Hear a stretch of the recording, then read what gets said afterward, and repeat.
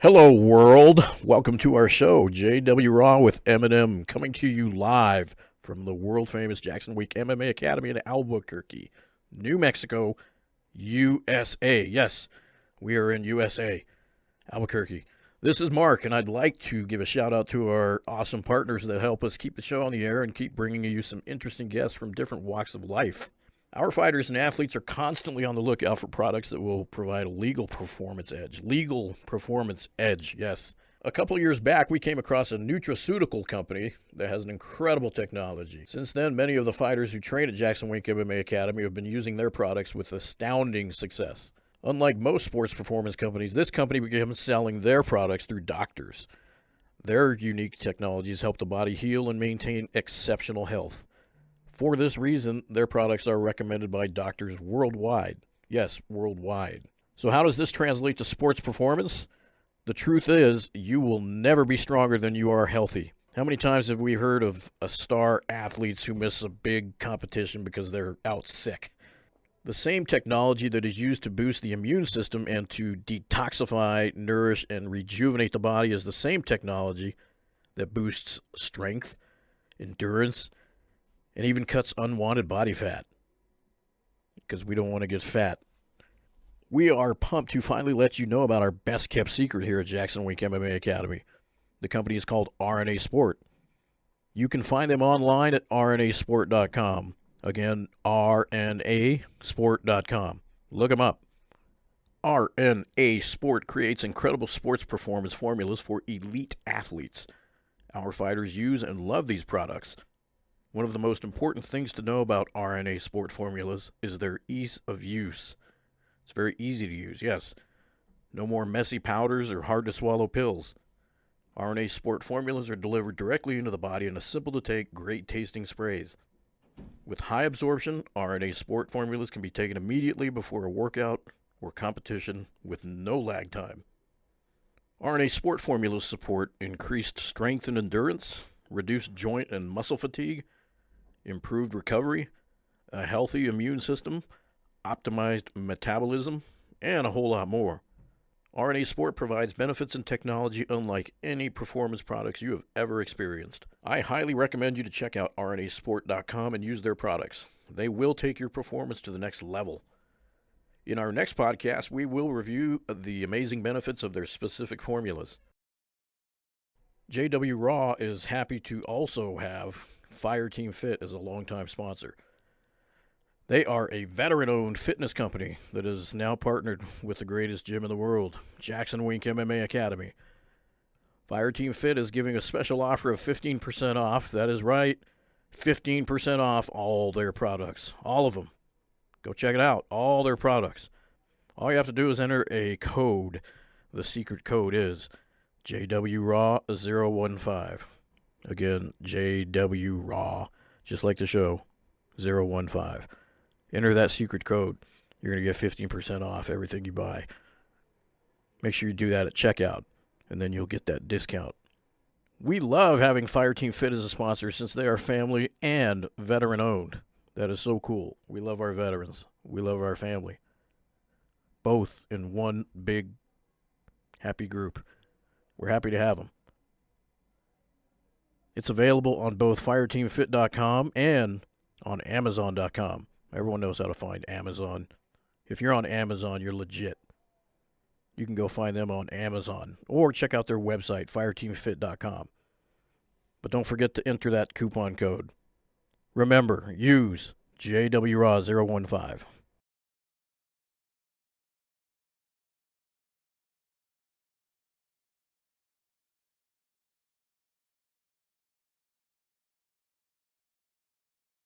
You're listening to JW Raw with Eminem. We are live. Welcome to the show, longtime teammate Andrew Tenneson. Hey, how's it going? Welcome. Yo. It's been a long time. I'm finally here on the podcast. I feel like I'm part of the family now. Well, we're still a new podcast, so don't feel bad. Okay. How long has it been? You're like been, 3 years. Oh, come on. Like 1 year, maybe a year. Okay. A year and a month.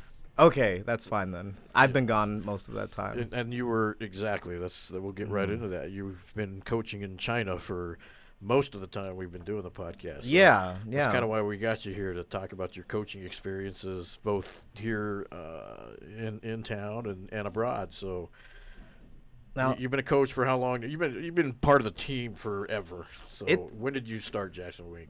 let me just say that I'm super lucky and privileged to just randomly be from Albuquerque area and just happen to have the best gym in the world in Albuquerque. Just happens to be in Albuquerque. It's just like, oh, I'm going to go train. Where should I go? Oh, I guess go to the best gym in the world. I'll just go there down the road. Why not? You know, other people, we have like Mongolians here, and we have people from Spain. We have people from Mexico. We have people from Norway, and they're just here because this is the best place, but they have to travel, pick up all their roots, and so it's really lucky to be here. 16-hour flights. And I know. Oh, my goodness. But, yeah, I've been in the team since 2007, maybe? Yeah, that's pretty old school. I was on the old Acoma location. We had, like, green mats and, like, a really horrible small cage. And, like, one of my earliest memories is this random crazy black guy running around the parking lot. And I'm like, oh, that's Rashad Evans. That's who that is. I'm like, I had no idea. Who's this guy in his underwear in the parking lot? I'm like, oh, okay. But, yeah, I was really just nerdy guy at UNM and the wrestling room training there. And then an older school guy, Frank McQuarrie, he said, you should go to Jackson's because he was showing me some stuff. And I just walked in one day and started training. Right before they split up into this new facility, I had just started training with the pros, too. So I feel like I just got in the door, and then I just got in the door again. Wow, so you were 7 years as an AMI is what you're saying? Or yeah, or a while, because I hadn't been training with the pros yet. So we're going like 3 years. And then I went to Iraq in 2009 and 2010. Okay. So I was gone for a while. I came back. Thank you for that service. Oh, no problem. I didn't do anything. Just they bombed us every once in a while, and then we've run into, concrete bunkers. Now you sound like Wink. I do nothing. Yeah, I did nothing. Just hold a spit bucket. But I had good comrades that were taking care of me, so I'm completely fine. But yeah, so I came back, started doing my amateur career in 2011, 2012. And then I went pro sometime after that. What do you specialize in? Jiu-jitsu is what I am on paper. Okay. So I started grappling first. I'm like doing all this 10th Planet stuff. So there's finally a 10th Planet gym in town that I go to every once in a while, and they're great there. Nate Harris is amazing. But I was just watching YouTube. Like, before I went to Jackson's, and even after going to Jackson's, I'm just on YouTube. I'm like a YouTube warrior. YouTube. I know. I don't know what I would have done without YouTube. So I'm just learning rubber guard on YouTube because Eddie Bravo's all about social media. Yeah. And so I'm like, okay, I'm going to do that. I'm going to be Shinya Aoki. And then I just start getting beaten up by, Diego Sanchez and John Dodson. I know. And I'm like, oh, yeah, this rubber guard ain't working too well. So I'm going to have to learn how to punch. And then I'm like, oh, I got to learn how to wrestle. Thank goodness for Izzy. He's here right now. Yeah, he is. Oh, my goodness. Camp John Jones, in effect. UFC 232 coming right up. So I'm answer your question. Going. I'm a BJJ person, no gi, and like wore gi 5 times in my life. But I've tried to be good at everything. And then I started in 2012 or something. I was one of the coaches of the Jackson's Martial Arts and Fitness Academy that Greg Jackson had. Yeah, family gym. Yeah, and it's more a family gym, and I got belted under him, and I had to learn everything through that too. So, well, you're an extremely passionate person when it comes down to martial arts. I mean, if we had to talk about somebody who is passionate, it'd be you, like beyond. Like you just, I think, live, eat, breathe. Well, it's really easy to nerd out on martial arts. Yeah, you nerd.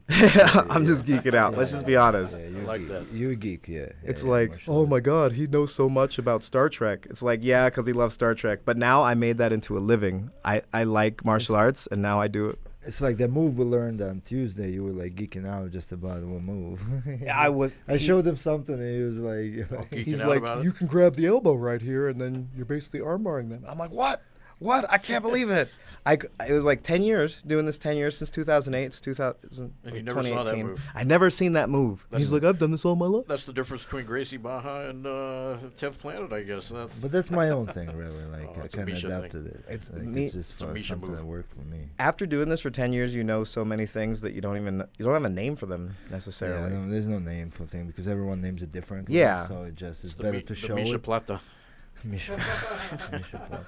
But yeah, I mean, that means you're creative. That means that's the great thing about martial arts, and one of the biggest reasons you can nerd out about it is that at no point will you know everything. 100%. That's why it's so addictive because the learning never stops. Like there's always something new you can learn. You know. Well, the UFC's doing. They did that top 25 greatest knockouts, and now they're doing top 25 greatest submissions. Oh, so there they showed always the so first. many, They, there's so they many. just did the first 5 or whatever. And They it's do so like, cool watching. They do like some of that creative. best debuts and Witchcraft. like this and that. Yeah. And you can see the sport change over time. You can see stand-up change over time. At some point, I'm like, well, jiu-jitsu, they're going to add more jiu-jitsu moves. But they're not going to add more striking moves. Nothing's going to really change there. And then the more and more I learned about striking, and then Conor McGregor comes on the scene with his like Taekwondo style kind of stance. And it's just amazing the ebb and flow of things that we used to think were bad, like a Taekwondo style stance, wide-legged. And then I brought it back? What is this? I thought we got rid of that. Yeah. So it's an endless game. You're That's never why- going to learn everything. That's why I And say there's no right and wrong in many ways. It's whatever works for you. That's why I say because people. I mean, there's wrong ways. Obviously, Mhm. people do certain things, But I'm saying, you have your own way of showing things. I have my own way of showing things, And then something that doesn't work for you might work for me, and vice versa. You know what I'm saying? That's why it's important to keep an open mind to learning, and just adapting certain things. That's why I see it. Yeah, Greg Jackson could put it way better than I can, but when we're talking about like philosophers and Hegel and like the dialectic between where you have one form of government and one form of economics talking to another one, and then you have a contradiction and that creates something new. 100%. That's basically what happens. We have a jiu-jitsu person comes in, Hoist Gracie, and the wrestlers and the strikers then have to adapt to that. Right. And then the jiu-jitsu guys have to adapt to that. Then, And you got Khabib comes in who dominates everyone. Now people learning and looking at that the way like, okay, what do we take out of this? Like, And- how do we adapt? How do we learn? How do we overcome? no matter how good he looks right now, someone's gonna come up with a way to beat him, and it's gonna evolve the whole sport. It's an affirmation through the contradiction of how you have to deal with whatever he brings to the table, and that's what the sport will do forever. Hopefully, 100%. Oh, yeah. I don't think it's ever gonna. Yeah, no. Nobody's going to watch it if it turns into WWE predictable. Yeah, it's Mhm. just crazy stuff. Yeah, that's why UFC is still in its infamy. It's still growing, but it's a good time to be alive. To watch it. And hopefully there'll be more promotions over time, and I hope that promotions that are around like survive. Well, one is starting to sign, Yeah, they're picking gobbling up. everyone up. Who did I just this morning? Sage Northcard they picked up. They picked up Sage, and then Somebody else? I just heard another name this morning. I can't remember. Killer B. There you go. Yeah, B, one Yeah. of our teammates. Yeah, but yes. she's up and They got coming. her too. Yeah. Oh wow, that's as of amazing. this morning, yesterday or something. Yeah. Yeah, I'm worried like that they're just throwing so much money around. Like are they pulling an affliction? Are they just like Well, They I don't just know. throw all this money around and then disappear Somebody all of a needs to sudden? throw money at it to compete Mhm. with UFC, because right now Mhm. UFC is they're the NFL. Yeah. It's- And like I was looking, on my MMA Twitter, looking around, and people are talking about whether their numbers. They're saying, well, we have 20 million views of our last show, and it's like, well, what are you basing that on? TV or internet? And they don't go into detail all the Yeah, time, and so yeah. you're like, yeah, they don't well, wanna- how popular are you guys? they don't want to give up their secrets. Mm-hmm. So yeah, I would die fighting for one. Well, I died to fight for one. I would Yeah, you die wanna die in fighting. fighting for one. But no, Let's just I take could. the die out of Yeah, it. yeah. You'd love to, yeah. But we had Edouard Foulon. Oh yeah, he's a badass. Yeah. He just won the belt at 155. Well, again. He was Again. he was a champion, then he lost, and then he regained he it. regained it again. And then next year, actually, good for you. They send in, I think they sent me a message with a picture of 3 of their guys from the same team, all belt holders at ONE Oh FC. wow.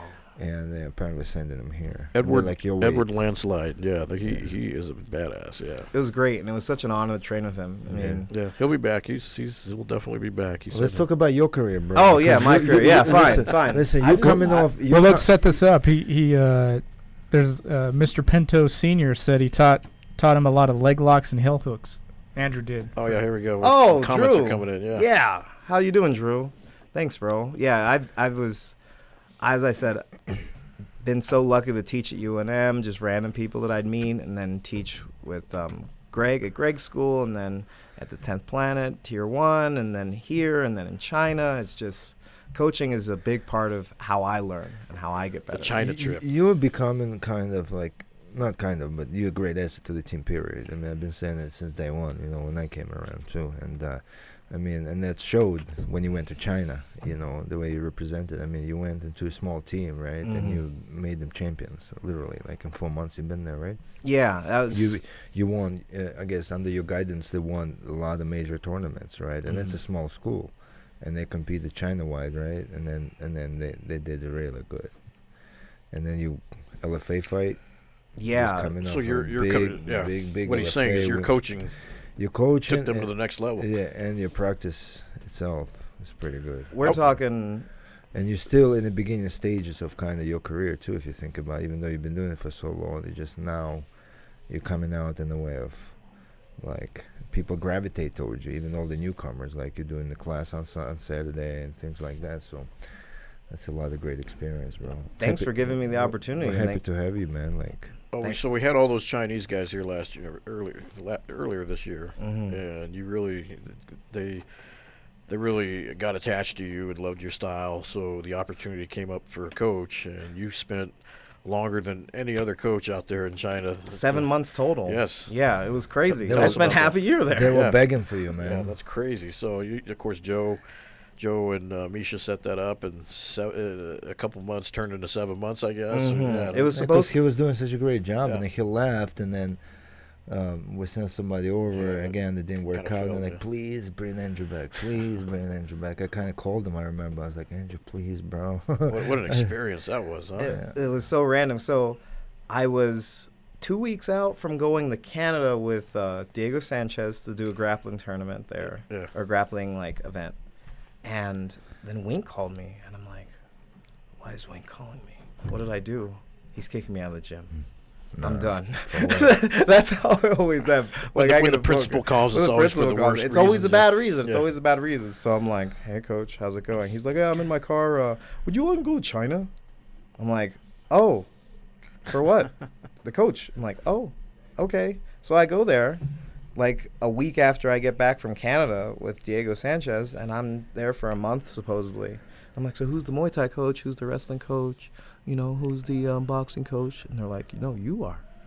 You coach. You coach. And I'm like, so. There's going to be a language barrier anyway. Just go. Oh, it was great. I had like what little Chinese I knew, I had suddenly started turning that in the name for all our moves. So like goat was a name for a move, and cat, and What's goat in Chinese? Yang. Yang. Yeah. See, you can pick stuff you can remember. Well, yeah, I'm like, well, they're like, this is lamb, this is yang ro. And I'm like, okay, yang. I got that. I loved your passion, bro, because You're like so the Navajo passionate. code talkers. Yes. Just had to come up with ways. They didn't have code words. It was the weirdest thing. Like, our gym has code words. I'm not going to say because them right now. because but like I said, like their MMA is even more in infancy than we are, Yeah. So that's why it's like they just getting They're signed way to behind, UFC. yeah. They're like, and then Joe from China coming here, exploring all this stuff, and then that's why they're hiring all the foreign, especially American coaches and fighters to teach them. Obviously, if you want to learn, you can learn from the best. So. And it's really interesting because they have a problem there of fake Brazilian Jiu-Jitsu black belts. Really? Over Yeah, there, they in have- China. So you'll just be this Brazilian guy who's like a blue belt, and then suddenly, I'm a black He's a belt. professor. He's a professor, and he's wearing a fake black belt, and he's giving out fake belts, and they don't know jiu-jitsu, so they think he's legit. It's just like how we had that problem in the 90s and the early 2000s. There were like lots of Mick dojos. There are less now. That's what's that? Dojo Life, MC Dojo Life. Yeah. He calls out all those. They expose That those, guy's hilarious. I love that guy. He was So China has that kind of problem right now, and so for me to go there with like state of the art stuff from Jackson. Of Greg Jackson and Mike Winkeljohn and Harry St. Ledger and all the other coaches here, they're like blown away. Yeah, so I mean, this is fairly easy to show them advanced techniques because we're more advanced. But then I am a good coach, and I am good at being able to break things down and then communicate despite the language barrier. I'm most proud of my ability to go through that language barrier and teach them things and concepts that they could understand. Joe was really helpful, but he was there all the time to translate. So yeah, it was great seeing like a group of team members and students go and take what you taught them and win is one of the greatest feelings ever. A guy got a choke that I taught him, that I learned originally on YouTube and then worked here, that he did it 2 weeks later, and he's like this huge Kazakh guy. And Kazakhs, if you don't know, they're basically ethnically part Russian, part Chinese. They're like right in between there in Eurasia. Yeah, I don't know if anyone else knows, but they're like, he's so scary. He's like, coach, good choke. Like, yes, way to go, bro. But yeah, he was amazing. That's on my Instagram page, so you check that out. He drops this huge Chinese guy. And the Chinese guy rolls backwards. He jumps right on and gets the alpha male style front choke. The guy then does a forward flip, and then he finishes it, passes the guy out, if I remember correctly. And I'm like, I showed that 2 weeks before. Wow. I even my imposter syndrome cannot deal with it. My imposter syndrome says, oh, well, he may have learned that on TV or something, but it's like, nope. Give yourself credit. I had to give myself credit because I was the one that showed it to him. Heck yeah. And when you have like that kind of experience that can break through all the BS that you tell yourself, you're not good enough, you're not a good coach, they're just, whatever. That's when you know you're That's when you know you're good. Yeah, there's a lot of hate in this game, man. Like, that's why coach is always fighting. My shit's better than the other. It's fucking stupid, man. Oh, no, I stole that move from Team Alpha Male and then worked on it here. And then I was able to show it to some Chinese fighters, and I was able to show it well enough that he used it in a fight. If it's on TV. I know. The whole world saw it. You adapted it. Yeah. No one steals anything, bro. Because, it's one thing choke is a choke. Choke is a choke, choke, man. I mean, I'm saying, like, rear naked choke is a rear naked choke. And no matter how you look at it, it's just different modification, different the way you see it, the way you interpret it. Unless you start doing helicopter arm bars like Diego Brandau's crazy. I know. But that's not even Diego Brandau's. It's been done before. Yeah, but that's a gi move that he turned into. But no one had seen it in years until he did it again. It's just one of those weird things. Yeah. It's just a never learning experience. MMA is a fascinating sport just because of that stuff.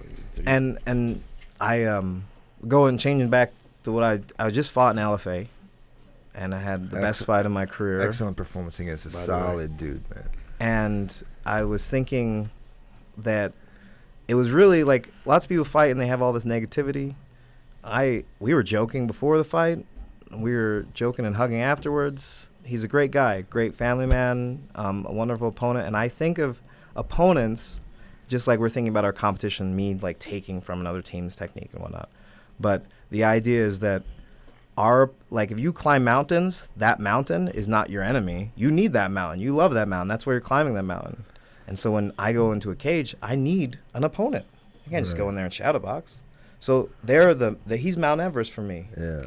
And I went in there and I climbed that thing. And he's an obstacle. He's an obstacle, but I need him. You have to overcome the obstacle to get better. And so there's that appreciation there, that like honor and respect that I think is really important. Well, hopefully he was looking at it the same way. He had to get through you. Yeah, and that was the cool thing, that we could be so positive before the fight and then try to kill each other during the fight and then afterwards be completely cool. You got your own shirt going on there. I just realized that. I know. I love the Tenneson shirt. MMA. Tenneson MMA. I need to get a new one that's like more. Who is this kid? Is that you as a young MMA? That's how I imagine myself, or my wife imagines me. And is that Chinese?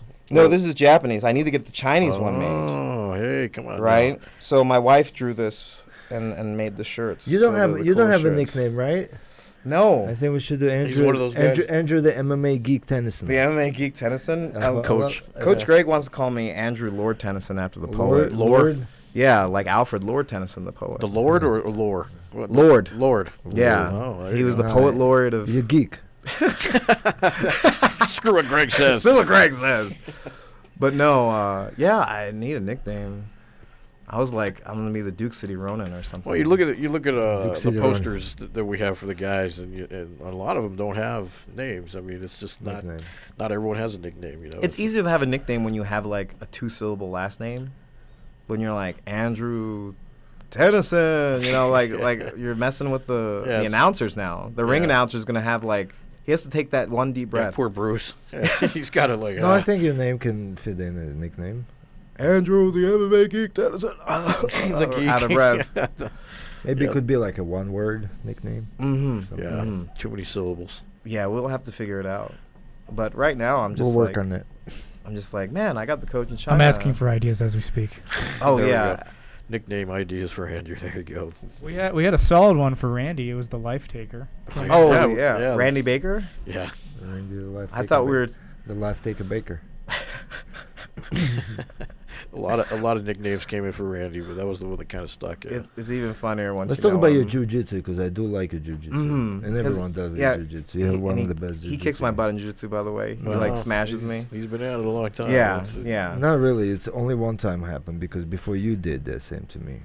So, but I adapted. Because Mhm. that's why I say it's never learning experience. Yeah, I watch, yeah. I learn, I observe, and I adapt. Misha's very proud. He definitely he I does love not like jiu-jitsu. people to. Sweep To him be or better than submit him. him. He's like, no, this isn't acceptable. So he like goes home and he's sleeping and he's like, sprawl that hip, I sprawl don't, that hip. I don't think he sleeps.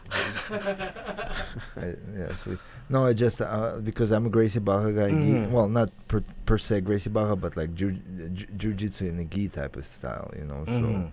pressure, no space. And that's you what know. messes with me so much because Yeah. you're really good at that, and I Yeah, don't 'cause always see it. So Yeah. my style is definitely like when the announcer wanted to put me down as freestyle in LFA, Yeah. and thank you for them for giving me a fight. But I'm like Shudo, put me down as Shudo because that's my style. Yeah. My style is more of a catch wrestling kind of style because I Mhm. watched so much Sakuraba growing up. Well, growing up, like when I was growing up. I as like a to play martial guard a artist. lot, but you're very scrambly. Like I Mhm. would say, because you a lot of like I don't like because of getting older a little bit. Like I don't like scramble too much, Mhm. too many injuries and stuff. So I like to play Now where you know how to defeat him. you know. No, it's like I learned. It's known, yeah. I, He's I learned how to smash the type of scrambly guys, cause just a position control type of thing. He's about to scramble. Let me finish this right yeah, now. you get out. But no, yeah. I Because have a weird hybrid jiu-jitsu style. Yeah. It's the 10th Planet influence from the books and the and YouTube and liking Shinya Aoki, and then Sakuraba and the just go for it. Go for that submission. Go for that leg lock. Go for that heel hook. Yeah. And that combined with what I've learned from Greg and MMA, and you do really good with your hips and just basic Gracie training with lots of Just Gracie the way I'm bar starting peoples to in look at town. it is just there's so many great jiu-jitsu players that you don't see as many submissions anymore in a way because everyone trains it, you know. Mhm. So that's why I'm kind of adapting my style to the point where, like, I keep saying position control, and I don't fish for submission per se. Like, because I know if I have a good position on you and I have good control, and if I have to punch you from there, you dead. Mhm. So it's like Khabib style. He like Yep. ties people up where like you don't necessarily need a submission. You just need to tie the guy up, control him, and beat him up. You Wear know, him that's that wear him down, suffocate him, suffer him.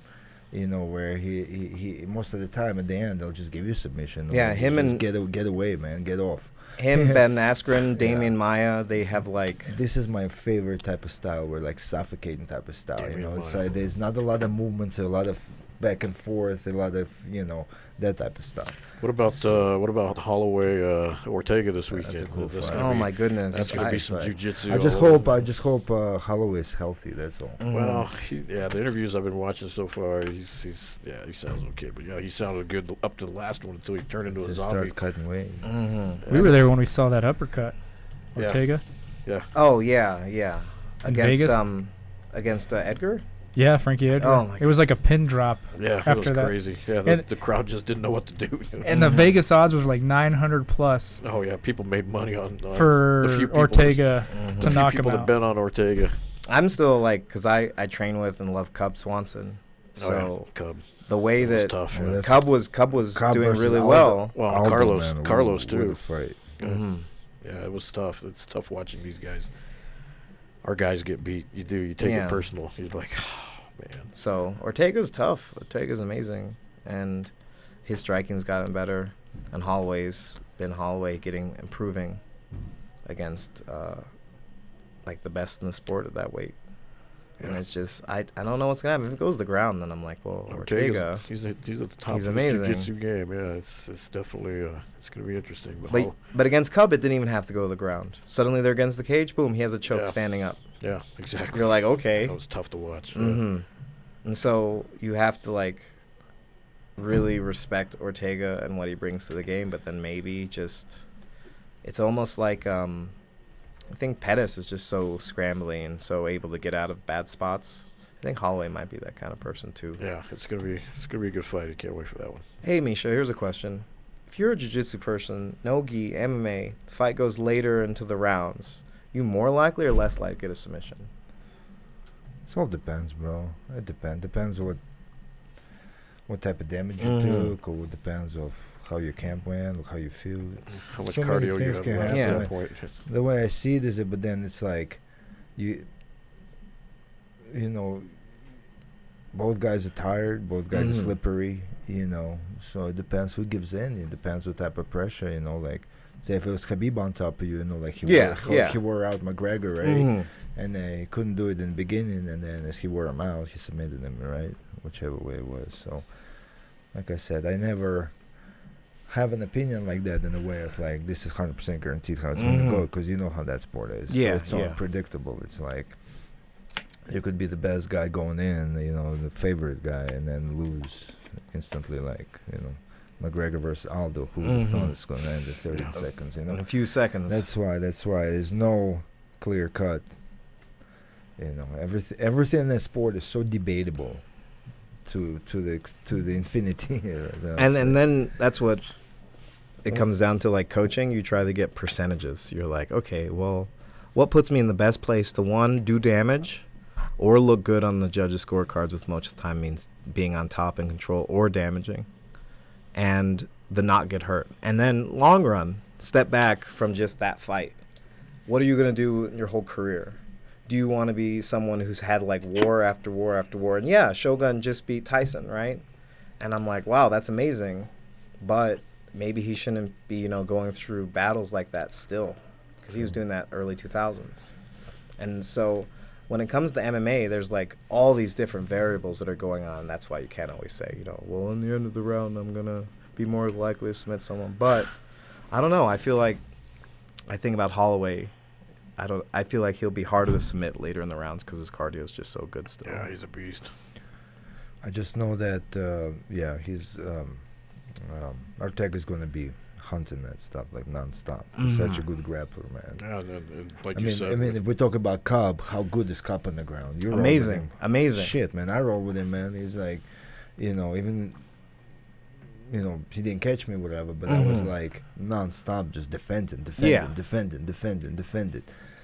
So, and then you look at Ortega, and catching him like that, like damn. turned out he was a striker too. Yeah, and that's the thing. His striking's getting better. If you're Ortega's coach, you're like, well, yeah, let's go out there and strike with Your Holloway and jiu-jitsu's already down. Let's look into this striking stuff. Like Frank Edgar doesn't get like clipped like that, man. Like, and then goes out, man. And Ortega pulled it off. so yeah. When it comes down to that fight, That's why I say it's so unpredictable, man. That's why I don't think there's percentage or not. I think there's no way of really determining how the fight is going to go, because there's so many that favorite underdog stuff. I don't believe in it, man. Damian Maia. It's like both fighters going in there, they both train, they both kick ass, they both train to knock you out. That's why I never actually always understood how people say, oh, it was a lucky punch, it was a lucky submission. Like, how the fuck can it be lucky Luck. this, lucky that? If this is what you're trained to do, you train to knock someone out. You train to land the kick in the head. You train to submit him from any position you can. You train to get him on the ground to wrestle. How any of that could be luck? Unless you slipped and fell into it, that's luck. But if you go into MMA 1-versus-1, both trained combat fighters, there's no luck in it. You can't just land a punch. It's like, oh, it's lucky. So does that mean the other guy's unlucky? Yeah, I guess, exactly. and It's he crossed a cat. What do you think about that theory? That's how I see it. You're throwing. Remember, every technique you're trying, whether it's a strike technique or a ground technique, Something you've been learning. it's to something learn. you've been working on, but something that's never guaranteed 100% of the work. Yes, so of course. you keep applying something that has the highest percentages of the work, Right. and eventually you'll win. You know, Right. if you have higher percentages than they Right, do but over it's not time. luck. It's not luck. That's not luck. That's probability. That's probability. There's a difference between luck and probability. Exactly. If you're training to do that, how can it be luck? That's Yeah. what I'm saying. There's no That's such why thing as people luck. say, like, you have like, Ortega landed the lucky punch on Frankie Edgar. How's that? He landed? that's This is keyboard- what he trained to do. keyboard warriors use that if word, he luck. trained to punch you in the face, how can it be luck?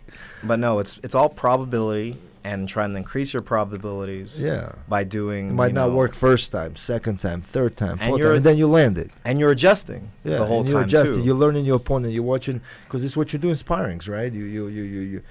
Everyone has their own style. Everyone has their own understanding of how they fight, right? Everyone has, like, in grappling, the same thing, right?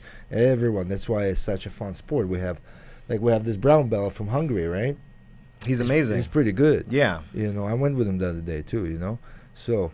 And like, there's so many different styles and different guys come in with so many different experiences that give you different looks and different ways, and then you adopt from that too. You learn, you pick up certain things from, like, how do you combat somebody, like how do you fight, how do you adapt to their style, how do you smash it, how do you And I've only rolled with him 3 times, but in that 3 You seem- times, I've adjusted. Yeah. I have adapted and changed how I grapple when I go against him because He gave you does something. challenge. He gave you yeah, something to huge follow. challenge. Yeah. I was like, no one has this type of angle when they have my back. It's just completely different. He's putting his foot on my hip instead of just trying to get his hooks in. It was like weird. I was like, what is this? No one's ever done this to me before. I did good against him. And so, of course, you did, Misha. You did. No, we went even. Like I passed his side, I took his side, I had him controlled, and I lost his side, and he ended up like going for Kimura for straight armbar, Yep. and then I had to roll with it, and that's how he took my back. And that's then, it. So yeah, even. when It's he has your back, you're like, how do I get out of here? and then the clock ran, so we kind of even. So I had a position, and he took a position. So And that's the thing. It's like I wanted. He's big too. He's big. Yeah, he's a Especially big for guy. you, he's big. Once I realized that his back control was so good, I was like, let's start with you on my back. I want to figure this out. Yeah. And that's, I think, one of the reasons why, if my jiu-jitsu game is like one of the best in the gym or in the state or whatever you want to say, it's because I say, let's start bad spots. You're not avoiding the challenge. No, You're going no. towards it. Yeah, we got to get in these bad spots, and we What do you have think to. about Roman? Did you roll with him? I thankfully was in camp. Yeah. Leg locker from hell. Yeah. I was He collected pretty much everyone's leg he rolled with here. Yeah, Everyone. I believe that. 3 or 4 times. But I've never seen that leg lock game ever in my life. Ooh, it Dude, was he would find legs from every direction. because he's Georgian, but so he has a Russian sambo background. No, he doesn't. Or no, Really, just- he doesn't. it was He's self-educated. Oh wow, Yeah. YouTube. Another Yeah. YouTuber. Yeah. If they have YouTube in Self-educated in Russia, a I way. don't know. He never had a professional coach. Never had a coach. He has his own team. So everything I learned is on my students. So Wow. I bet his students are like, oh, Sensei, Yeah, he's got his own come on. gym, I guess, right? Yeah, he won ADCC Asia, ADCC Oceania, FILA World Champion, Wow. 5-0 MMA, and now his hands are getting better. He picked up a lot of stuff from John and Devin Clark and all these guys. So we get all these guys coming in with so many different looks. It's like, whoa. Yeah, and Like you'll never hear about someone comes in, dominates everyone. You're like, sometimes Jesus it's Christ. the And odd thing is when someone new comes in, it's like a new fish in the fish tank. Like everyone's getting their butt kicked by this one person. Yeah, and you're because everyone's already never- adapted to everyone else in the Yeah, gym. and- That this new person comes in, it and you knocks never them heard, off. and you never heard of him, and it's usually from Soviet bloc. Yeah, Like, well, like the new guy that came in today. Huh? For the new guy from Russia. Oh yeah, today. yeah. Is he the tall, The Gustafson, the Gustafson Gustafson looking lookalike. guy? The Gustafson lookalike. I'm like, why didn't they cast him to be Drago in the He's 3 this times. movie? He's number. Right? Nick Why said is that this? same thing He's before the show. He's That's number funny. 3 super heavy in the world. Well, he actually looks like Dolph Lundgren's son. He does. You know, actually. unlike more the other than, guy that more they than have. that other guy they had. Yeah, I don't know that.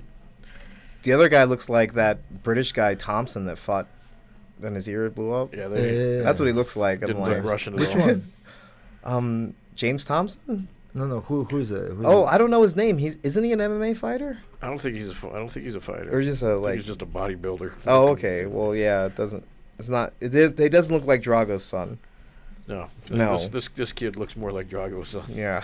So why didn't they get him? casting failed. Mm-hmm. Yeah, But man, you've been around the block for a while, man. And then, like in the beginning, obviously, because I saw your passion from day one, bro. It's crazy, man. Like, you kind of like me in a way. Like if we would talk jujitsu more often, like we sit down, I can go for hours just talk about jujitsu, man. well, I'd just be listening because you know more. I about remember. jiu-jitsu than me. I remember. No, I don't.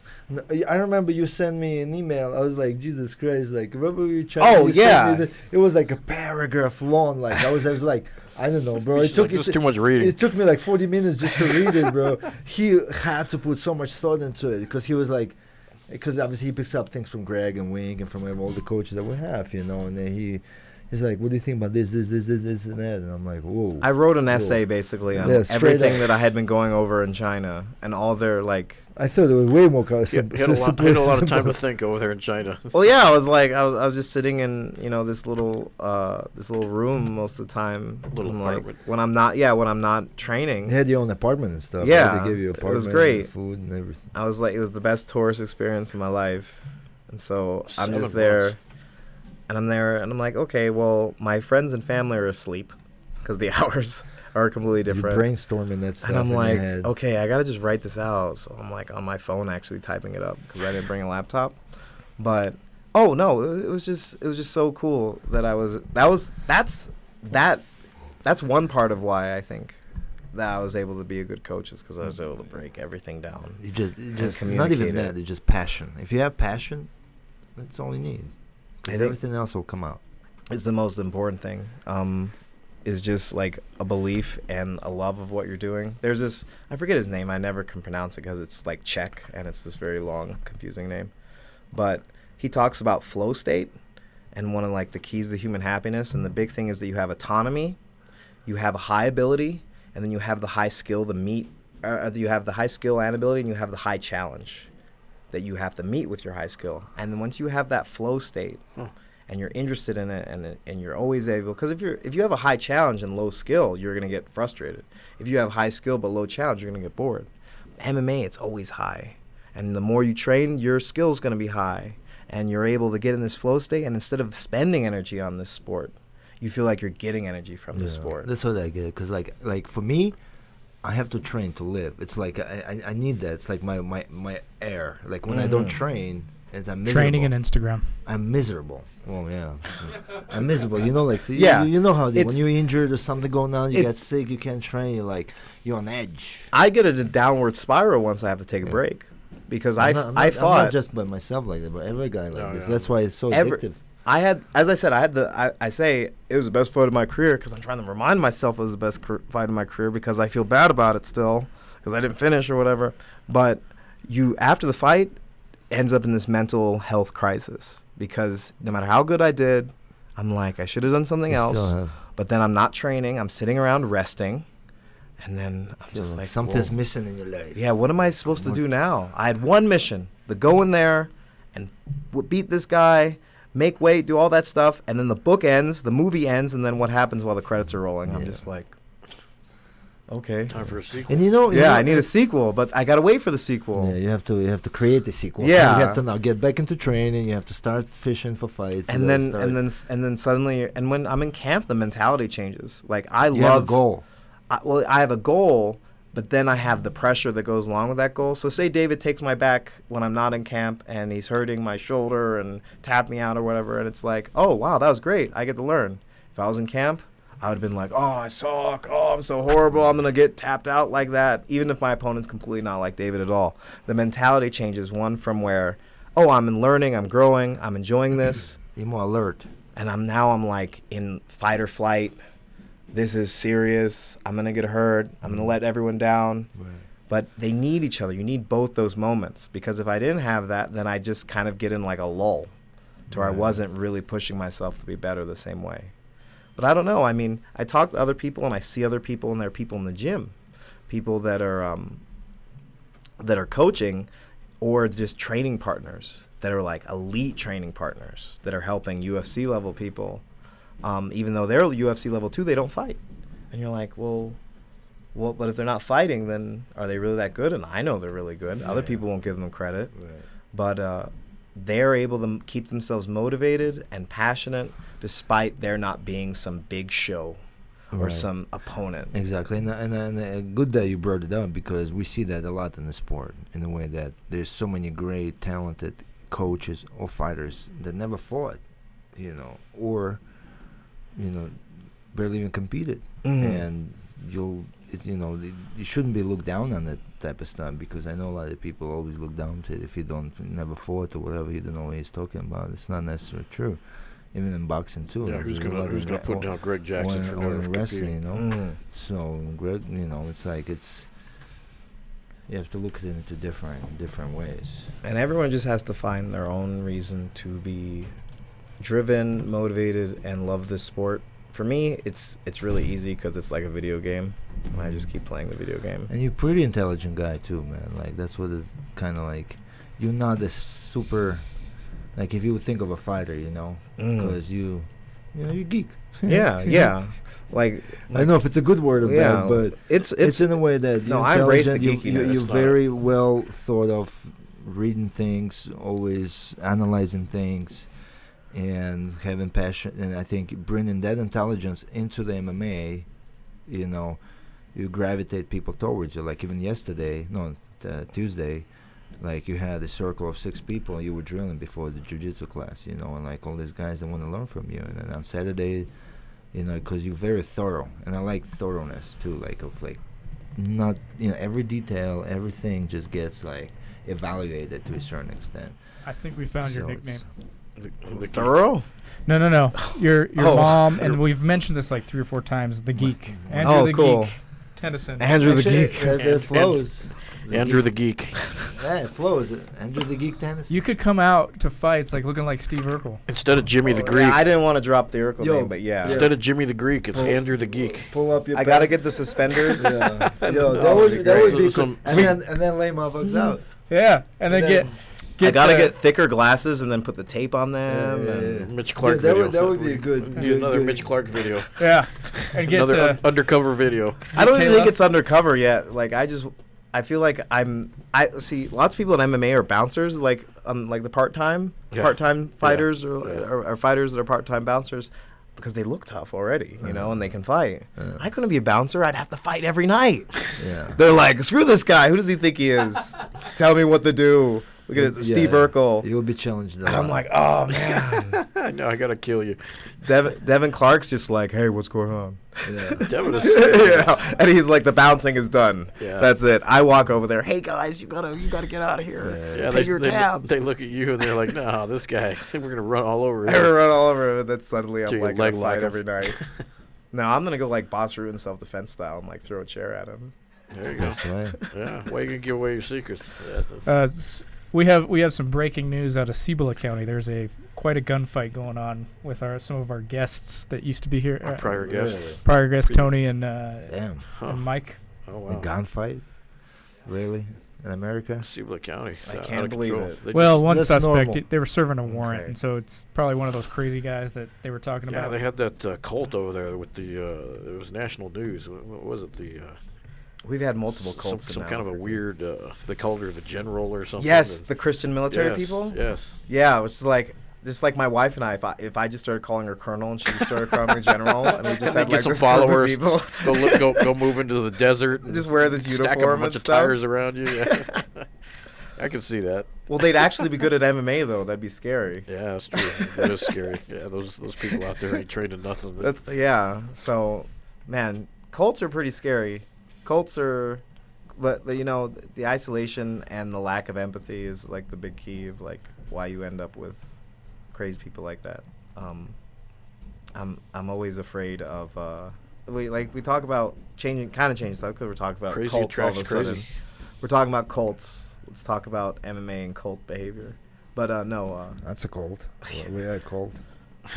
there's this idea that I have all these people from all over the world coming to the gym I train at. That's so cool, and I have empathy with them, and they have empathy with me, and I see them as another human being. What cults do is they stop that interaction, that movement of people. That's number one when you have True. cults. They lock you in.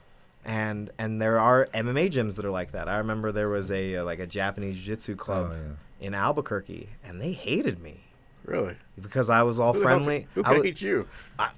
their coach. Too nice. Yeah. He hated me because I did MMA, and he thought we were all like dirty bum fighters He's or intimidated something. by you. And he had like a cult of people that were like doing horrible techniques that just did not work. Like, you're gonna grab their pinky toe and you're gonna break it. I'm like, What the hell? are we grappling or is this street self-defense? If it's street self-defense, you can't grab their toe because they're wearing shoes.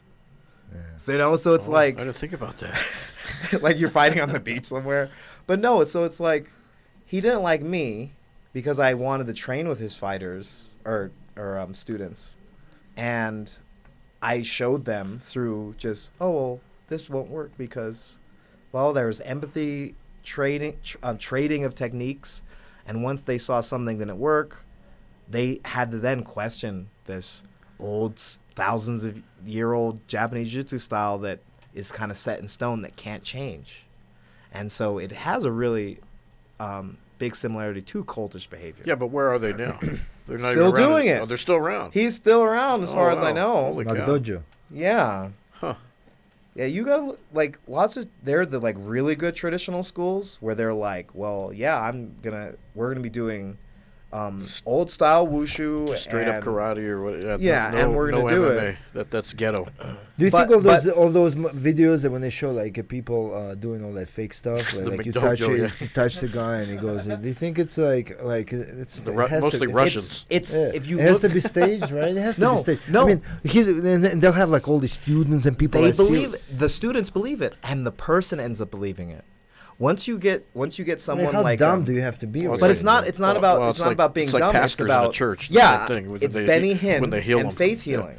When you get when you have enough people that expect you to behave a certain way, That's brainwashing. and you though, bro. that's what it is. Yeah, it's That's exactly David what it is. Koresh, But Jim Jones. And the thing is, it happens in so many different things. It can happen through multi-level marketing schemes. Well, yeah, they have- Oh yeah, if you can get rich quick, you're gonna have your own business, and you just have to find other people to donate a $500 to sign in to try and Triangle, sell this yeah, stuff.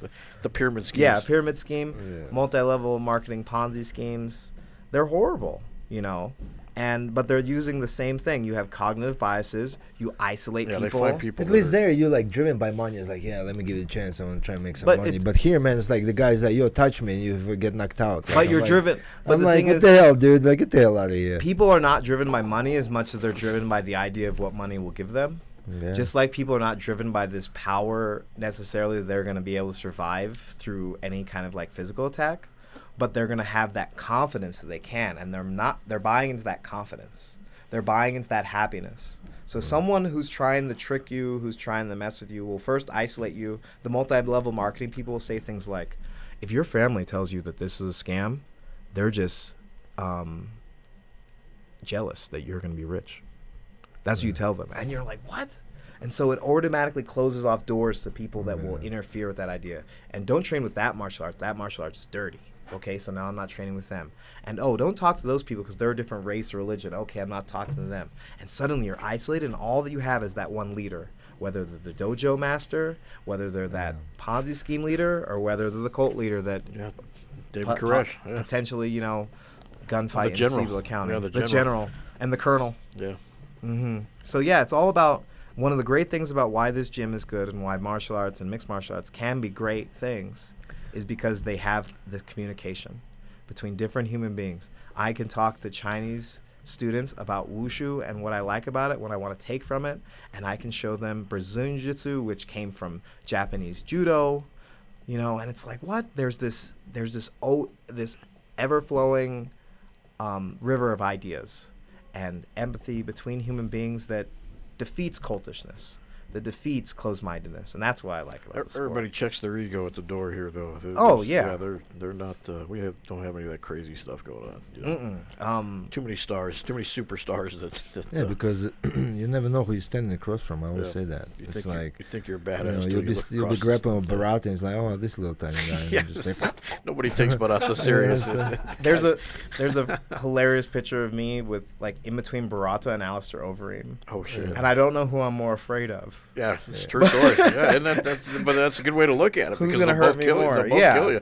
Well, if Alistair need me in the head, at least I'm unconscious. It's okay. I got a concussion, but Barata's gonna He's break gonna my make shoulder. You, it's gonna make it forever. hurt for a while. Yeah, I'm like out for 9 months with Barata. I'm out for like 1 week. I still carry his trophy right here, man. Oh, man, no. If you think don't ban, that's it. I'm like in so much pain for two years already. You're like Bart Simpson with Yeah. his cement mixer wrist from all the riding on the board all the time. Yeah. There's so many talented individuals out there and things that. And even someone like Carlos or someone like John Jones are like asking questions of lower level pros and amateurs. Like, why do you do that? Hey, let me see that move. You know what was cool yesterday? It was of course what's his name, Leyva, the Mexican Olympian. He was rolling with John, and they were doing some wrestling and stuff. And then Tusa, he had to get in there with his time in there with Leyva, and Alfonso. Tusa took him down, and it was like, it's so fascinating to see like a jiu-jitsu guy and a wrestler, and they all have their ways of tricking the.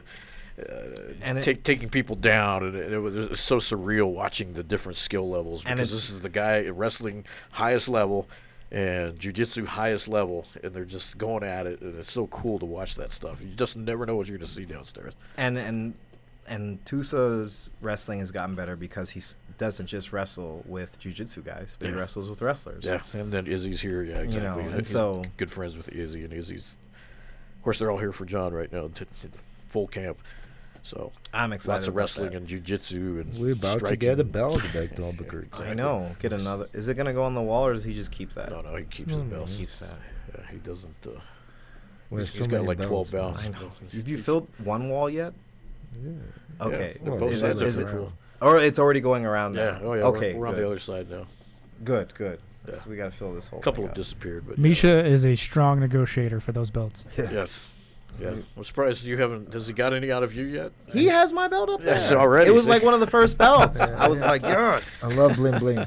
That's my like. Some top, he has to fight for. Bling bling. my little top shelf entertainment belt. After like, 3 years, Carlos finally gave up his belt to the gym. This is Carlos's WC belt. Oh, WC wow. belts up there. Yeah. well, I assumed that if I really wanted it back, he'd take it down for me. He's Well, like, no, you no, signed no, it. no, It's yeah. done. I'll call. The one guy that said he's taking it when he wants is Carlos. Shit, I'd I have. pretended like yeah, but I'm like, Carl, I'll fight for you. It's up there. You're not fine. getting it now. Not. But This no. is Sparta. That's why John won't let any of his belts in here. But yeah, so let's hope that whatever's going on in Cibola County, that's okay. Yeah, let's no one stay gets safe hurt. there. I hope for the best for those guys. And let's, I've and got let's a personal also connection to both of Mike and Tony. Good guys. Yeah. and step away from In fact, cultishness. their signatures are right here in front of us. Oh yeah, I need to sign this table. Yeah, we'll do that here. In a I'll bit. do it afterwards. But yeah, just But- I love training with other gyms too. I really want to go. Like I just fought Joey Miola in LFA, and he was such a great guy. I want to go and hang out in Mesa and train with him a little bit, because as I said, it's not this cultish, horrible, negative thing. Is there a school that you just absolutely love to go train at? Oh no, it's just I want to train with everyone that I've had fights with, because I want to like go back and like replay some certain things in my mind and like revisit it, but also because I want to spread that like positivity. Yeah. But the one gym I want to go to, I want to go like hang out with Danaher or Marcelo or something. That's easy though. Just go to New York. I gotta get to New York. Well, you gotta set me up, man. Because Yeah. you're from New Jersey, right? Yeah, I've been there. But Yeah. just go. Okay. Just show up. Yeah. I need to figure out where to stay and what to do, and I'm like, I don't. Yeah, I'm like, He just spent 7 months in China. He's got to get acclimated to that East Coast stuff now. Yeah, well, China might be easier because there was like a whole bunch of people that were supporting you and like helping you and being friendly. Yeah, but it's in But the then if I go to States. New York, I'm gonna get attacked. Why? For what? Just get a hotel room and Get go. attacked. Okay, well, there's the Why are you hotel gonna room. get attacked, Andrew? I think No. you can handle yourself. They're gonna attack me because they think I look like Urkel. They're Oh, like, well, who's this guy? You do have that Urkel look, man. And then you show them who you are. We should have said Urkel was on the show. That people would fall for it. Sure. You just show 'em who you are. But no, man. I need just There's so many great guys there too, man. But yeah, and they seem and I trained at Marcello's and at Gansville. And I think another thing that Greg does that I think that Marcelo and Danaher do is that they set a tone. They set that tone that the voice or the culture of the gym is just positive and always about getting better. Marcelo was greatest in the world. He didn't have to go and teach at the highest level, but he did. And Greg, he's how many championships now? I don't know. Still working on it. Yeah, that's a lifetime journey, bro. I ain't going nowhere. It's like, no matter how many people are jealous or attack you or do whatever they do, just keep doing your thing, man. But there are local gyms here, and I won't name drop. But there was one that was like, it was a cult. We were talking about cults. They had like their outfits and everything. It was like Cobra Kai. Yeah. And they were in MMA school here. Sweep the leg. And you're like, and they're like, he's like, you have to call me master, blah, blah, blah. And I'm like, I don't even know you. I'm not your Coach team. Greg. Just say you're coach. You're not my master.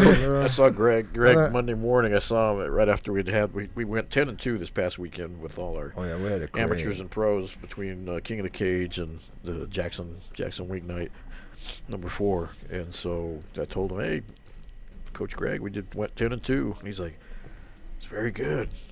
I think after 2,000 fights, I'm starting to just get a little confused about how many. 2,000 But yeah, fights.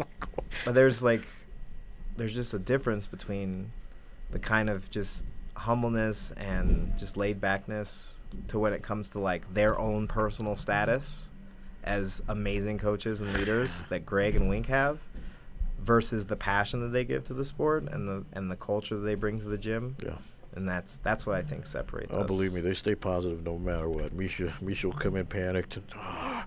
Our Instagram. We had a horrible weekend. Look at this, we're ruined. Of course, Greg and Wink. You know what? We've been there. We've been at the bottom. This isn't even as low as we've been. They just put them right back in our places. Yeah, they've been around forever, man. It's like the Greg Jackson's movement is older than UFC, bro. Yeah, exactly. Like, like you said, 200007. It was already only 7 years old at that point. 1992. 1994. Greg started working. Doing Yeah. this thing. UFC was formed 1993. 1993, Yeah, and then he was Greg's already there in 1992. Mhm. After misbehaving his whole youth, fighting people in the street. So it's like Calling you out, coach. His South Valley ways. this is the most OG camp in the business by far. Yeah, There's many camps around the world, but this is the most OG one. yeah, we're still here. We're still doing it. We're not going anywhere. The people, some high caliber For people some tried to reason- take us down, and For some reason they want to, but ain't happening. And the coolest thing about what Greg and Wink have done is that they have underneath them. People don't realize, like they see Greg and they see Wink, but then they don't realize two things: homegrown coaches like Ray Martinez and Seth Abeda Ray's a badass. and Joey Villasenor. Like there's helping at the amateur level and at the pro level, and no one sees them doing their own thing. No one sees Brandon Gibson all the time doing these amazing things with John Dotson and with Carlos, isn't John? Carlos and with John Jones and Carlos. They don't see that as much, but Brandon's been here since I got here, like way before. He was one of the first. He wrapped my hands and cornered me in my first kickboxing fight. So So was he coaching when you got here, or was he still trying to spar? He was just this random guy that I sparred with every once in a while. Because I know he got hurt at some point. That kind of changed his... You know what I always laugh at? There's a funny story. It's like I was like browsing on this social media, and there's like somebody says like, "Hey, who's the best coaches in the game?" Right? And then obviously there's many different opinions. When people start that type of talk, right? There's somebody thinks that, somebody thinks that, blah blah, blah, and then one guy says like. So let's start by talking Greg Jackson and Wink and actually Greg, and then one guy says, like, I think it's Faraz Zahabi and Ludwig, right? Mm-hmm. You know, and then as you comment right below, you realize that both Greg Jackson students. Train both of them. They're both Greg Jackson students. Yeah. So I was laughing so I love hard, that. bro. It's like, okay, dude, all right. Well, I'm sure they're great coaches, but I'm Yeah, saying, like, yeah. there's a lineage, you know, Mhm. where it's coming from. So, And so Greg has all these people, and Wink has all these people in the gym that no one sees that are The- doing really good coaching. And the then we also bring in people like Izzy to help the John root, Jones. yeah, the roots are deep. Like, That's the thing about Wink, though. He's totally happy being behind the scenes, undercover. People associate Greg and Wink as like one person, and Greg's always the one that's always on TV and doing the radio shows and all that stuff. But Wink he's at that same level. I mean, it's people don't understand that. And it's tough for us to. Hey, what about Wink? You know, it's just people forget about Wink, and you know, Wink doesn't care. He's like, Yeah, that's their don't worry problem. He's about got bigger fish to fry than worry Exactly. about. I don't what care people about social say, media what or what people think about me. I mean, he took a big hit with this cowboy thing, and he doesn't care. He thinks it's hilarious. He's just, People We get love the guy. people get tangled up too much into the drama and they're sitting there and hating. I think it's part of it has to do with social media too, because it gives people, you know, because it's like social media is somewhat like, especially Instagram, things like that, is to showcase, right? It's like your success and bragging and hating. So it's like it breeds it's for the hating. narcissists. Yeah, it breeds hating. And it breeds bragging. That's why do you think all these people with their selfies and with their duck lips and showing it? It's like what's the point of this? Like, I don't get it, man. I mean, it's somewhat like, plus it's addictive, man. I know, like I'm at fault at You notice he that. hasn't checked his social media the whole show. I wish because they took it down. Because they took it down. It's poison, bro. It's poison, but it's like a necessary poison, like something that you need, like especially for businesses and for for personal growth. Because everyone, how many followers do you have? I have 200,000. Oh, okay, so you can make money. People literally make money of it. So it's kind of like, yes, it's good, but then it's like, is it really But good? MMA media has like, and MMA, just the fan base has like a potential for good and for bad. They can go in the bad direction to where they're just like, we just want to see blood and no technique. Yeah. Or they can be like, wow, Damian Maia is so amazing. I want to see him fight everybody because it's just his skills are great. And you can also have them care about tons of gym drama. Or you can have them care It's like, about something like... It's like, how could you be hating on the gym, like person? Gym is not even a person. Yeah. Like, it's not even a person. There's like hundreds of people here. How can you be hating? It's like, I hate Microsoft. Like, not for a particular product, but like for all the people in there. They hate- What do you hate them for? Like, what they have Because they done to invented you? Windows. Like, what have they done to you personally? Like, as an organization. When they say they hate Jackson Wink, they hate John Jones, and that's pretty But much why what do it comes they? down to. What they don't lose anything. Well, John that- Jones isn't like a blue screen of death on their laptop on Well, their true. table. They associate the gym as promoting John Jones, so they promote his ways, and that's not But true. You know? why aren't they more upset about whether like low level fighters get health insurance and paid better? Exactly. That seems like more important. Like if I'm an MMA That's a fan, much better I'm battle like, to fight. if yeah. I'm angry about anything, it's like this fighter got these most amazing fights I've ever seen, and they're poor, and they have health problems. Oh, that makes me so angry. That Yeah. would make me angry. You know. That's a whole other topic. Yeah. Yeah, But it's but like- no, they're like, oh well, you know, Cowboy and got in an argument with Wink, and I'm like, who cares? Yeah. Yeah, Who well, cares you about hear? Do you know what happened? know Do you the know full what? story? Do you know what inspired it? Do It's you know? such a mess. Do It's you such know? a mess because he went on Joe Rogan, the biggest show in the freaking world, and trashed. I stopped listening to Joe Rogan. Period. Yeah, bro, we after had this no whole way of thing. defending This is so wrong what he did, bro. Like, But period. what about the chemtrails and the clouds? I don't know. Nobody man. cares about And that. aliens. That's Eddie Bravo. That's Eddie Bravo talking right there. The flat earth. GSP aliens. I'll live with my own just- theories, but it's just wrong. And, go ahead, Andrew. Oh, thanks. But yeah, it's just there's the gossipy area, you know, like Bat Boy and who married who, and these people are gonna do a divorce. That kind of like TMZ. yeah, TMZ style, like MMA media, and just want to see the sport as like a blood sport versus I love the technique and I want to see these fighters taken care of and I want to see who is the best in the world. That's what should be important, and that's what MMA fans I It's think still really new. want to nerd out about. The sport's still new, so nobody's really figured out all the little intricacies of it all. You know how to put it all together. It's I don't know. I feel like I feel like even if the sport was like 200 years old, there'd still be this kind of thing because they do it in football too. Like you hate the Patriots. Well, boxing too. Look at Yeah. same thing. It's always.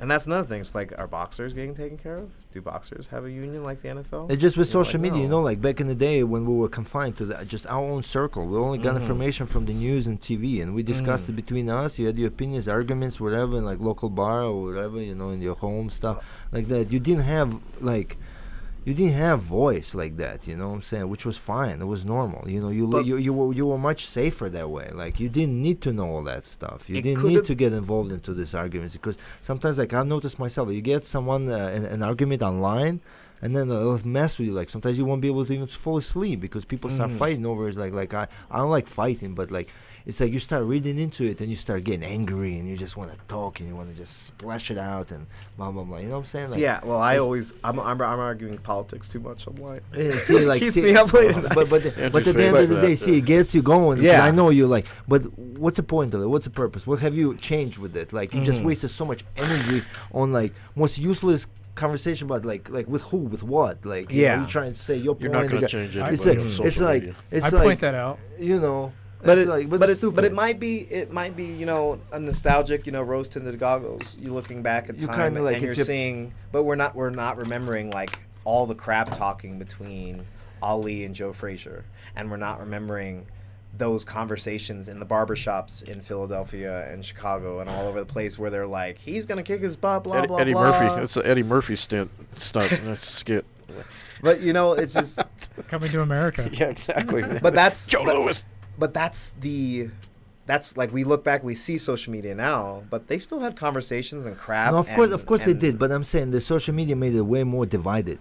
Maybe. The world is divided in so many different ways because it gave voice to all these people that don't need to have a voice like that worldwide. That's why there's so much hate. It's like, you know what I'm saying? You put someone out there, how many lives have been ruined, or of people like this guy with freaking his opinion, Cyborg man, like you know what I'm saying? Like, does it really need it to happen where like someone gets it wasn't attacked? even an opinion. It was some kind of splash of emotion that he posted something and then every major media outlet picked it up and started burying the guy. He got 50,000 fucking comments of hate and I hope you die. Got a nice The biggest. I got a nice poop emoji there from Cyborg. The most that I like to play with. The most important thing. It's I like think, it's stupid, bro. Like to be on, like that's why I said before. Whatever happened, you talk shit within your friends, you went home, done, over, forgot about it. But the thing is, when we have a conversation now, we have to think Pandora's box. It's open. Okay, social media is not going away. So what do we do with it now? Right. And what we have to do with it now is be able to say. So say I say something stupid, say something like offensive, or I do something bad in the gym, and then it ends up being everywhere. It doesn't matter, right? Whether it's Cowboy, whether it's Mark, whether whatever. The biggest thing that we have to be able to do, I think, as people, is be able to say, okay, this is your path, a legitimate path for you to make amends and for us to not have all this negativity about it. And for us to just be able to be like, well, I have a problem with what you said. And you can say, oh, yeah, well, I'm sorry I said that. And I really mean it. And then we're done. But then we talk about bullying and say this is the ultimate bullying platform to begin with too, man, like social media, if you think about it, right? There's so many wrong ways, so many wrongs with it. It's like, like I think it should be like, yo, if you can't say to someone's face, man, and you write shit like that, it's like bend the guy, like bend. Like you shouldn't be allowed to go out there and speak hate and tell people how bad they are or they suck. We've had our share of hurting feelings in this. Why? What's the point of this? Because this is what social media is most of the time. People just talking shit and fighting all the time. Look at the Cowboy Indian video. For the most part, like you can't do anything without any type of repercussion. Like you post something, someone sitting there out there, even if they're not writing something, they hating on it. Like it's so stupid, man. I don't know. Like, but the thing is, as I said, it's like if someone does something, and then they block you for violating terms and conditions, man. Like if someone does something legitimately, if someone, you can't have it's it stupid, both ways. exactly. And then they block me, a legitimate organization, right? Jackson Wink official. Let him finish. Instagram. Let him finish his point. Hold on, I'm pissed. They block us for sharing a picture, but they won't block a guy who's offending or talking shit about like something that is way more hurtful or way more bad, like Or bad. Like the guy bad. that- There's so much but bad out there. the And guy it's that fine, commented go on ahead too. Holly's- But because I posted the picture, I posted the video of UFC of their knockout, which when they want people to talk about it and Yeah, we're share trying to it and promote it. you know, promote it, then they block you because for whatever reason, then like, you know, there's intellectual property rights, real crap, man. So you're putting it out there. It's a product. It's your product. You know, more people see it, more people talk about it, more it spreads, more people love it, right? Like I don't get it. Well, Like, I remember, don't get like YouTube used to have a lot more MMA highlights, and then they all started disappearing. Oh Yeah. yeah, there were some cool fans Why- making why some cool would- highlight videos out there. Yeah. But anyway, back to social media and how you deal with like negativity. So say someone does something illegitimate, like even in the heat of the moment, you say something stupid and it's offensive, and it was offensive. I'm not Oh, yeah. I'm not gonna like defend you or something like that, even though I love you. No, you no, know? no, But the thing is, once there's like the response should not be, "I want you to die." You know, it's like the response should be, "Hey, that's problematic," and you go, "Oh, I see that was problematic. How do I make amends?" And you know, and then we see each other as human beings. And when you start doing that, and that's how the conversation is, instead of being ultimately negative, instead of it being about the politics of personal destruction, it ends up being something where we're trying to make the world better. Then I think social media can be a great thing. It can be a great tool, and it has been a great tool in lots of different ways. It is a great tool, but like it should be censored to a certain extent. Like even though By who? I don't understand. I don't believe in censorship to a certain extent, but it shouldn't be given a platform to people Yeah. to destroy other people's lives like this. Or post their intellectual property. Yeah, well, because it's like, but if you're putting it out there and on social media and for the whole world to see, it's obviously.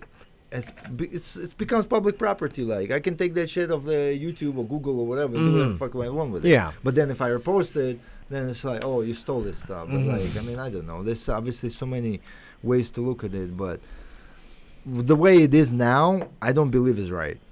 It's gonna be really hard because I love watching lots of anime, for instance. We're gonna geek out again, but the anime may not have been translated yet to English, and so fans will create a fan subtitles. They'll do all the subtitles themselves. Then you want to download the anime so you can watch it, but then you're breaking the law. But how can you take how are you stealing from them if they haven't even offered the product in your language yet? See, and so when it comes to lots of different things and lots of different elements, when it comes to especially digital copyrights and intellectual property, we're in like a time period where, okay, let me go even further back in time. Why is Mickey Mouse still copyrighted? He came out in like 1912, 1916. 1940 something. Right? Even the black and white silent, so it was before 1940. But what the companies will do is they will pay governments and politicians to extend those copyrights into whatever indefinitely. When it used to be like 20 years, boom, your copyright's up. And when the UFC posts like on social media a picture or a video of a knockout, as long as you give them citation credit for it, you sharing it to help their business, that shouldn't be a problem. Exactly, but they'll block you. But instead you're getting blocked, and I wanted to share. Look, this student that I had in China, Wu Yanan, she's amazing. She got her first UFC win, and she won by armbar. And I'm like, okay, I'm gonna get the video from Twitter, and I'm gonna put it on my Instagram because I'm so proud of her. Your Instagram's blocked for 3 days. You're like, I didn't want to do that. But see, I didn't post any UFC type of stuff. It's an official website, right? Official Instagram, and they look at that, blocked it's it. 114. And they don't give you, and they don't Literally, the last thing we posted was a picture of our 3 Hawaiians. It was just an innocent picture. Did they tell you what it was? No, it doesn't say. No, You they just don't violated tell it, us. and it's not like you blocked for 3 days or anything like that. Just was blocked. it one of? Just blocked. Just blocked. I knew what post it was because that post disappeared. Yeah. What post? The one I posted that got Oh, me banned for yeah. 3 days. No, well, John Jones was just posted a couple days ago too for he said 3 days. So he said it's not just us; they're banning. It's a robot then. Yeah, it is, and that's just a Dr. bot, Bo. yeah. Dr. Bo he's making this famous because he. You just have to do it and have different audio and tilt the camera, Yes, and then they won't know. that's what people No? are doing. Weird shit. Yeah, it's Or there actually was true. that guy There's that's- workarounds. That streamed the whole pay-per-view. In the corner, he acted like he was playing Playing a a video game. Yes. Yeah, he did. Yes. He sat with a game controller. It's like you hear Joe Rogan, but that's we're not going to because let it's the secrets game. out on the air and get ourselves in trouble. But Andrew, we got to wrap it up. But We could talk as Misha said, we could talk forever about everything. oh yeah, Just- lots of topics. I'm frustrated. And you're a joy to talk to. Thank you. You've been around a very long time. You're very educated in the sport and in all topics, because we've got into it on social media about other stuff, and we've kept it sane. That's why I don't get involved in any of that, because I know a lot of people are so opinionated and things like that. It's like usually, like you'll post something, people will judge your character by, it's one stupid post, bro. Which Yeah. me sometimes just like we talk about things that we talk about, right? And that's it. It's over, right? But the minute you posted something online where like your opinion about, whatever, and that's it. Like say you like Trump, right? You love Trump for whatever reason, right? Now all the people that don't love Trump, they hate you Well, for whatever reason. there's a good reason. No, no. Let's not open this up. Wrap it up. Wrap it up. His mom has gone there. We're going to lose this battle. It doesn't make you any different of a person, for just whatever your preference of politics is or whatever. It's a lot more nuanced and complex. Exactly. Look But at it's like- look at Seth. Seth chimed in. There needs to be more Andrew Tennessons in the world. A great fighter, great person. We're blessed to have him as our teammate and family. Oh, I love you too, Seth. Seth. We could say the same thing about Seth. He's a great guy. And Well, he either way- helped the amateur team in Oh, that yeah. King of the Cage. He was. Seth is a great. Yep, he great was guy. coaching. He But was find corner. me on social media talking about it. Tag your- Tenneson MMA. There you go. Plug your social Yep, media. with me. Andrew the Geek Tennyson.